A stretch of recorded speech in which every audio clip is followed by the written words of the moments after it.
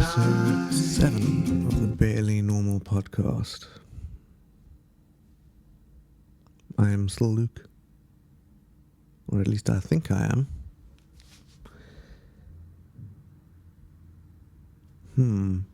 If I didn't think I was, would I still be? Would it matter? Probably only to me.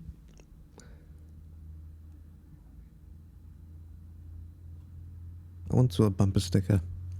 Yesterday is today's tomorrow.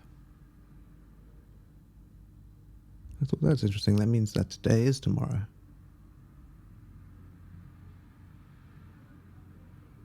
Life is one big day, just separated by dark patches and light patches, I suppose. It's amazing how quickly ideas kind of break down if you take them far enough. A third. Think of the fraction a third. Don't worry, this isn't too tough. 1 over 3. What is that? If you write it down, it's 0.33333 recurring. 3's forever, right? And 3 of those, 3/3, would be 1, right? Well, that's what you learn. But 0.333333 recurring plus 0.333 recurring is 0.66666 recurring plus another 0.333 recurring, and you get 0.99999 recurring, which is actually equal to 1. 1 is equal to 0.999 recurring. Like the maths kind of break down in a weird way. Because somewhere at the very end of the 0.999 and infinitely far away distance is a little bit less than 1. But how much less? And how much less not to factor in somehow? Yeah. So I guess our fractions are broken. But maybe not broken. Maybe it's,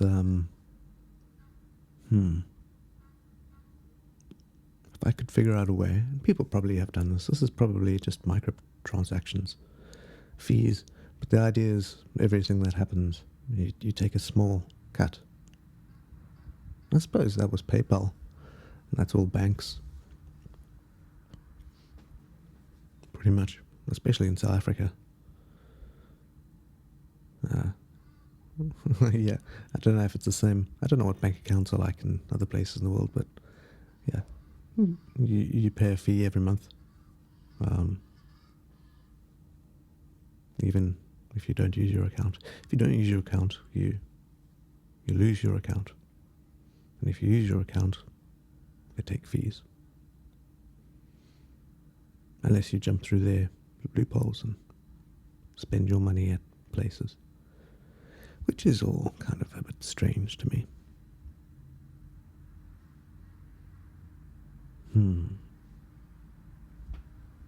Is that you, Rosie? It is. Rosie the pigeon has come back.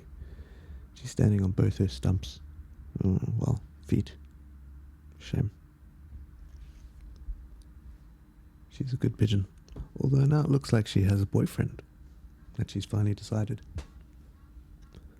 Let's see what happens. He approaches. She turns slightly. She hobbles a few steps. He doesn't make a nuisance of himself. He gives her a little bit of space.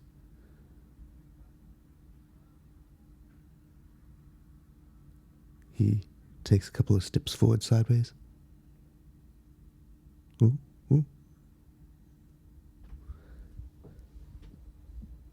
Rosie, I really hope you haven't brought your boyfriend home to have fun on my balcony.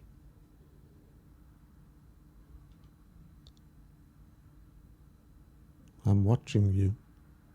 Maybe that's Maybe that's why parents don't like the idea of the kids. No, it goes both ways. And I suppose the revulsion with familial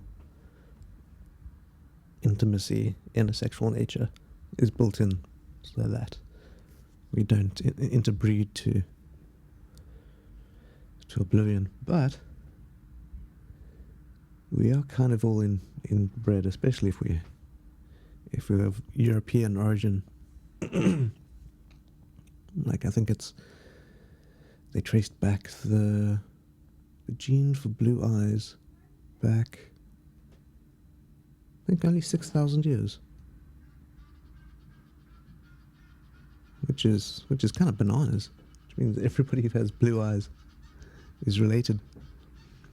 And also, if you just plotted out your parents and your parents' parents and your parents' parents' parents, that's a lot of people already. And if you keep going back, like, you start realizing, wait a second, there weren't that many people. So I think it's going to be pretty amazing when genetic testing. There's Egyptian geese outside.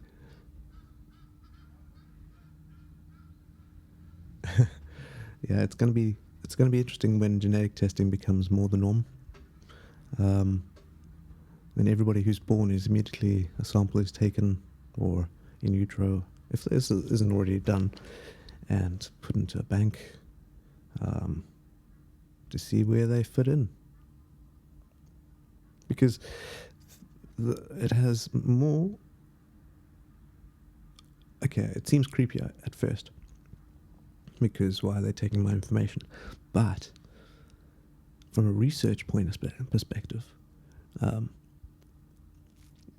it's pretty great. We can learn, especially if we can keep track of people, their whole lives, and see how they adapt and how they thrive or not, and the things that helped them and the things that didn't help them, as well as be able to see maybe their epigenetic markers, how they maybe handle stress poorly or well, and then be able to give people who have similar things a better chance, maybe. Yeah. Plus, yeah, depending on your heritage, speaking hundreds of thousands of years ago, yeah, you might have some Neanderthal DNA in you, or Denisovan DNA, or both. Denny, the Denisovan kid who was found. Sorry, I make it sound so modern. The first Denisovan found was a hybrid, I think, between a Denisovan and a Neanderthal. But the Neanderthal was actually related to, I think, had Denisovan DNA, had a relative a few